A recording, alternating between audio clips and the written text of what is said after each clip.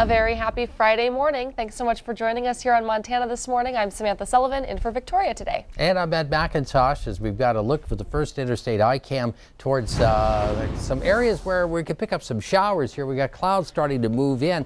It's so green because we've had the showers off and on. Well, Billings has been dodging a lot of the heavy rain. Areas of southeastern Montana certainly have it. They could have more problems today. Starting 58 right now at Billings Airport, a northwest wind at 6 miles per hour. And around the area, we're looking at temperatures in the 40s and 50s across Montana and northern Wyoming. But check out around Cody, where we see those showers and thunderstorms already developing here this morning. And that wave is moving up towards Carbon County, Yellowstone County, Bighorn County, Montana, and we'll continue to watch that push up into the southeastern portion of the state. So Billings could be in the area where we're going to see these showers and thunderstorms develop here through especially the morning hours and could taper off in the afternoon. Temperatures today in the 50s to around 60. Grable at 60 this morning, but Judith Gap, you're cool at only 46 degrees. Oh, they're cool in Judith Gap every day of the week. Temperatures into the mid-70s today with a chance of showers and thunderstorms, especially early, and then decreasing clouds later in the afternoon. And today we're observing Workaholic Day, which if you are, you're probably not watching, you're probably busy. Yeah, you're probably busy working. Right. I feel like, though, this might be falling on deaf ears to those who maybe need to hear it, because a lot of people are taking a long weekend for the 4th of July holiday. But if you're a workaholic, then would you not? I don't know.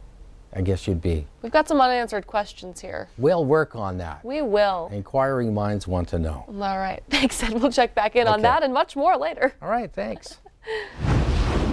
On Thursday, President Trump became the first president in nearly 70 years to speak at the National Mall on Independence Day. The Salute to America ceremony honored the country's veterans and military might, but critics say it was much too focused on the president himself. CBS News' Mark Liverman reports. President Trump's vision for a blowout July 4th celebration was realized despite a rainy start. Today we come together as one nation with this very special salute to America. The president stuck to the script, calling for unity while honoring military and civil rights leaders. Americans love our freedom, and no one will ever take it away from us. Tanks sat by the Lincoln Memorial, and spectators witnessed flyovers from every military branch. I feel it's important to support the people who take care of us and keep us free. But the pomp and circumstance was not without controversy. The seating area closest to the president was reserved for VIPs. It included top GOP donors and others who snagged their tickets through the Republican National Committee and Pentagon. Democrats sounded off on the undisclosed cost and worried the display politicized the military. Dishonors our troops, dishonors our service members and veterans because it's really all about Trump. Demonstrators protested conditions in border facilities, with one group locking a baby Trump balloon in a cage. Mark Liverman, CBS News. Now, the president avoided political overtones in his speech, which potentially could have cost organizers millions of dollars in fines for using taxpayer money for campaign purposes. The total price tag of the event has yet to be made public, but likely ranges in the millions. Well, Montana Governor Steve Bullock spending his Independence Day in the state of Iowa as he continues to make the rounds on the presidential campaign trail. He started the day running a 5K in Cedar Rapids, then headed to Clinton County to march in its 4th of July parade and joined in a local cookout. Bullock is still fighting to earn a spot on the stage in the next Democratic debate. Some reports say it's now between him and California Congressman Eric Swalwell for that final debate stage spot. The next debates are scheduled for the end of this month in Detroit. Well, the weather made for a pleasant 4th of July parade in Laurel on Thursday. People lining the streets all decked out in red, white, and blue to celebrate the nation's birthday. Q2's Mitch Laggi was there.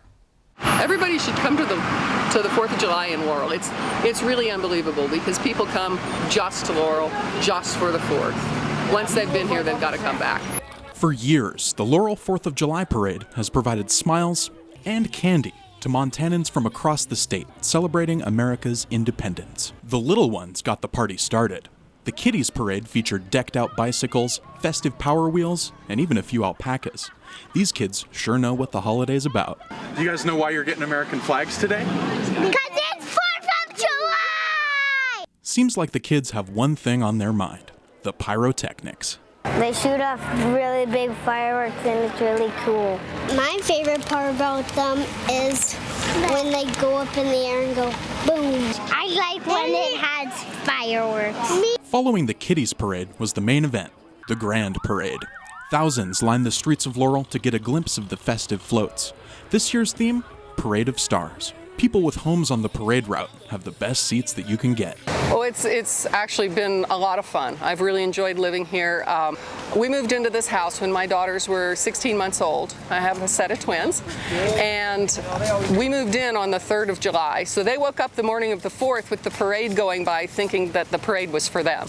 The party doesn't stop when the parade ends. Once it gets dark, heads will turn skyward to watch the largest fireworks display in Montana. Happy 4th of July. Happy 4th of July. Happy 4th of July. Well, that wraps it up out here in Laurel. Plenty of fun to be had for sure. The police have opened the streets back up to traffic, and it seems to be business as usual.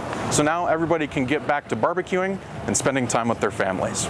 Reporting in Laurel, Mitch Laggy, MTN News. And in Red Lodge, plenty of folks came out for the annual 4th of July parade. The parade down Main Street, followed by the final day of the Home of Champions Rodeo. And in other news this morning, an Absaroka man is dead as the result of a utility vehicle crash on Wednesday. 51-year-old Dustin Sturm was found dead early on Thursday morning after the UTV he was driving rolled down a steep ravine near Absaroka. Sturm was reported missing late Wednesday night after he failed to return from a weed spraying job.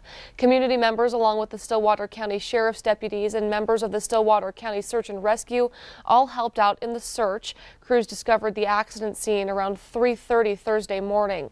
Under Sheriff Randy Smith says, quote, "Our hearts go out to the entire Absaroka community and the family," noting that Dusty was a leader in the community and was a huge part of the Absaroka school system.